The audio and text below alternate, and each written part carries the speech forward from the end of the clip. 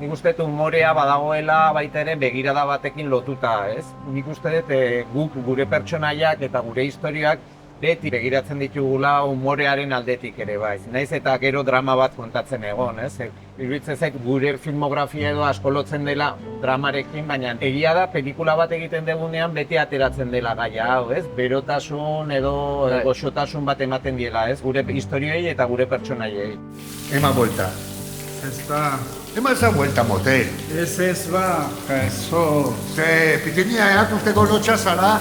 isua hau gaur, Guk beti, ari garenean pelikula erakusten, galdetzen diogu lehenengo aldiz ikusi duen horri. Barre egin duzu, humorea dauka, guri ere ikusle moduen gustatzen zaigulako hori sentitzea pelikulatan, dramatikoak izan arren. Mira, Paquita, no te voy a dar más porque ya has comido. Se acabas de desayunar. Mentiroso, que no he comido nada. Mentiroso, mariposón. ¿Pero cuánto te gusta este mariposón, Paquita? No. Mariposón.